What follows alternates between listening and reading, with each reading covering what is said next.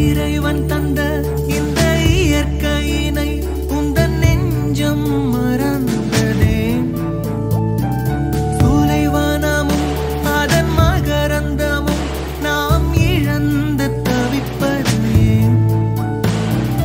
இன்னும் கொஞ்சம் யோசித்தால் இயற்கையை நேசித்தால் சொர்க்கமென பூமியை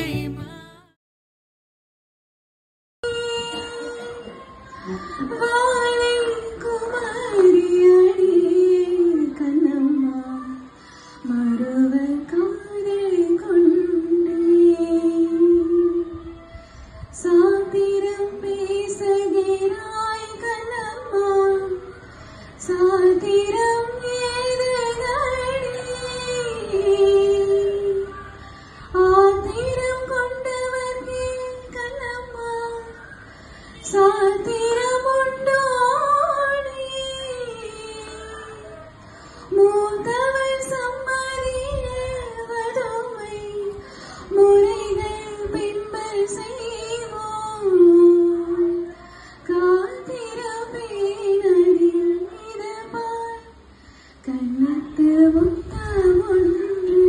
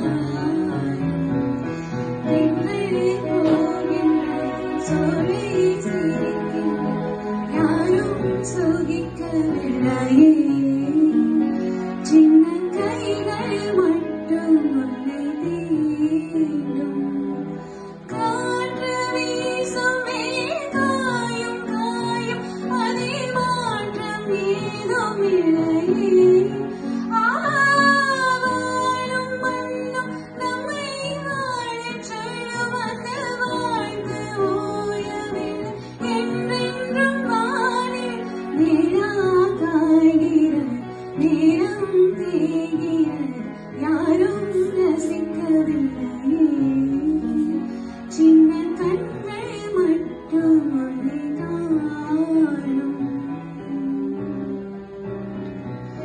அதோ போகின்றது காணல் மேகம் மழையை காணவில்லையே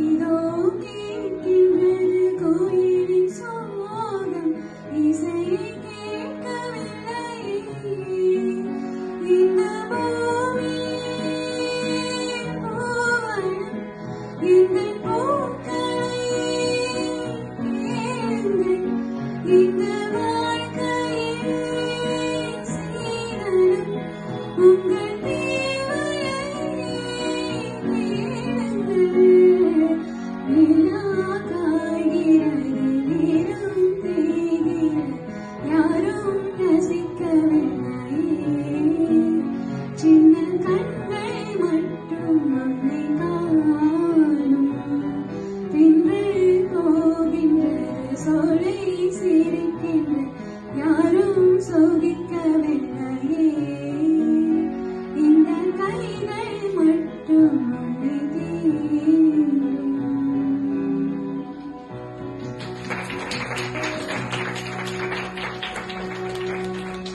கொண்டிருக்கும் மனதையும் இயக்கம் குறைந்து ஓய்ந்து போகிருக்கும் உடலினையும் பயிற்சியால் பக்குவப்படுத்தும் முயற்சியை கற்றுக் கொடுக்கும் இந்த யோகா குழுவிற்கு என் உள்ளம் நிறைந்த வாழ்த்துக்கள்.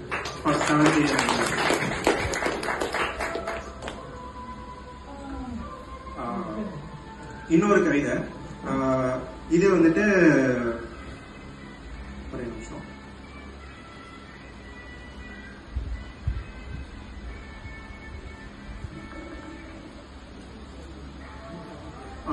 இது வந்துட்டு நம்ம எல்லாருக்கும் ஒரு கம்யூனிகேஷன் டூலா இருக்கிற நம்ம தமிழ் மொழிக்கு. ஸோ இப்போ பாத்தீங்கன்னா நிறைய பேர் நம்ம வந்துட்டு தமிழ்ங்கிறதே நம்ம இங்கிலீஷ்ல தான் பேசிட்டு இருக்கோம். ஸோ அந்த இப்போ மெயினா இப்போ டெக்னாலஜி டெவலப் பண்ணதுக்கு அப்புறம் கீபோர்ட்ல தமிழ் கீபோர்ட்ல நிறைய பேர் யூஸே பண்றது இல்லை. எல்லாமே தமிழ் வார்த்தைகளை கூட இங்கிலீஷ் ஸ்கிரிப்ட்ல தான் எழுதிட்டு இருக்கோம். ஸோ அதுக்கு வந்துட்டு ஒரு கவிதை எழுதிருந்தேன். ஒளியால் உயிர் கொடுத்தான் உன் பாட்டன், மையால் உயிர் தந்தான் உன் அப்பன், தட்டச்சிலும் வந்துவிட்டேன் உனக்காக, என்னை மறந்து விடாதே தமிழா, அன்புடன் தமிழ். ஆனா அந்த மரத்தை லைக் பண்ணணும், மரத்தை லவ் பண்ணணும்ன்ற யாரும் நினைக்கிறது இல்ல. இப்ப கொஞ்சம் கொஞ்சமா வந்துட்டு நினைக்கிறேன் நான் அதை. சோ இயற்கைன்னு சொன்னாலே என் மனசுக்கு டக்குன்னு வர பாடல் வந்து இந்த பாடல் தான். ரோஜா திரைப்படத்துல இருந்து ஏஆர் ரஹ்மான் இசையமைத்து மின்மினி அவர்கள் பாடின ஒரு பாடல் இது. சின்ன சின்ன ஆசை, சிறகடிக்கும் ஆசை, முத்து முத்து ஆசை, முடிந்து வைத்த ஆசை, வெண்ணிலவு தொட்டு முத்தமிழ் ஆசை, என்னை இந்த பூமி சுற்றி வர ஆசை, சின்ன சின்ன ஆசை, சிறகடிக்கும் ஆசை, முத்து முத்து ஆசை, முடிந்து வைத்த ஆசை, மல்லிகை பூவாய் மாறிவிட ஆசை, தென்றலை கண்டு மாலையிட ஆசை, மேகங்களை எல்லாம் தொட்டுவிட ஆசை, சோகங்களை எல்லாம் விட்டுவிட ஆசை, காற்குள்ளில் உலகை கட்டிவிட ஆசை, சின்ன சின்ன ஆசை. நீங்க பாருங்க. சிறகடிக்கும் ஆசை, முத்து முத்து ஆசை, முடிந்து வைத்த ஆசை, சேற்று வயலாரி நாற்று நட ஆசை, மீன் பிடித்து மீண்டும் ஆற்றில் விட ஆசை, வானவில்லை கொஞ்சம் உடித்துக் கொள்ள ஆசை, பனித்திருக்குள் நானும் படுத்துக் கொள்ள ஆசை, சித்திரத்து மேலே சேலை கட்ட ஆசை, சின்ன சின்ன ஆசை, சிறகடிக்கும் ஆசை, முத்து முத்து ஆசை, முடிந்து வைத்த ஆசை, வெண்ணிலவு தொட்டு முத்தமிட ஆசை, என்னை இந்த பூமி சுற்றி வர ஆசை, சின்ன சின்ன ஆசை, சிறகடிக்கும் ஆசை, முத்து முத்து ஆசை, முடிந்து வைத்த ஆசை. துணி போல ஒண்ணு கொண்டுதான் அமைஞ்சு இருக்கு, உறவு எல்லாம் அமைஞ்சு இருக்கு, அள்ளி அள்ளி தந்து உறவாடும் அண்ணம் அடி இந்த நேரம் போல சிலருக்கு தான் மனசு இருக்கு, உலகம் அதில் நினைச்சு இருக்கு. நேத்து தனிமையில போச்சு யாரும் துணையில, யாரும் வழி துணைக்கு வந்தா ஏதும் எனையில, உலகத்தில் எதுவும் தனிச்சு இல்லையே, குழலில் ராகும் மலரில் வாசம் சேர்ந்தத போல இளங்காத்து வீசுதே. Okay, it's not physical body centric. உடலை மட்டும் மையப்படுத்தியது அல்ல, உடலை ஆரம்ப புள்ளியாக எடுத்த தத்துவம். நீங்க வேற எதுலனாலும் பாருங்க, உடம்பு பத்தி ரொம்ப கேர் பண்ண மாட்டோம், அப்படி இல்லைன்னா உடம்பு பத்தி ரொம்ப கேர் பண்ணுவோம். இது அப்படி கிடையாது. முதல்ல உடம்பு, இந்த உடம்புக்குள்ளதான் நம்ம நினைக்கிற உயிரோ அல்லது நம்பிக்கை இருக்கும் கடவுளோ இந்த உடலுக்குள்ளதான் இருக்கிறாருங்கிற நம்பிக்கையை விதைச்சது யோகம். அந்த நம்பிக்கை இருந்தா யாராவது நம்ம உள்ளம் பெருங்கோயில் ஊனுடம்பு ஆலயம் வள்ளல் பிரானாருக்கு வாயை கோபுர வாசல் தெல்ல தெளிந்தாருக்கு சீவன் சிவலிங்கம் கள்ள புலனைந்தும் காலா மணி விளக்கு. மற்ற தத்துவங்கள் எல்லாம் உடம்பு உதாசீனப்படுத்தும். இங்க உடம்பு என்ன பண்ணுதுன்னா, இந்த உடம்புக்குள்ளதான் இறைவன் அல்லது இறை பொருள் இருக்குது. வாயை கோபுர வாசல் அப்படின்னா நம்ம கோபுர வாசலுக்குள்ள எல்லாத்தையும் அனுமதிப்போமா? Again sorry to talk about religion. பொதுவா கோயிலுங்கிறது ஒரு இறை நம்பிக்கை.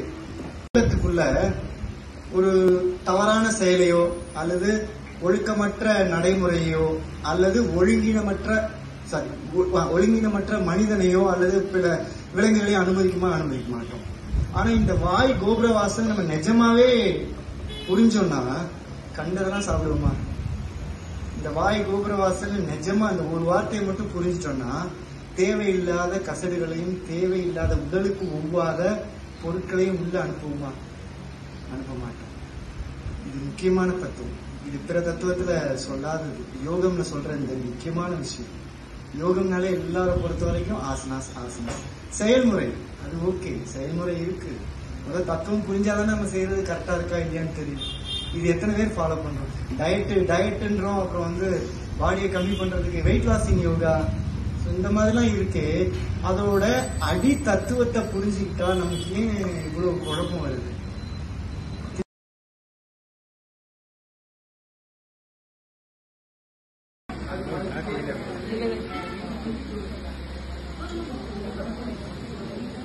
ஜனனி தனிமையில் உட்காந்து சாப்பிடுங்க.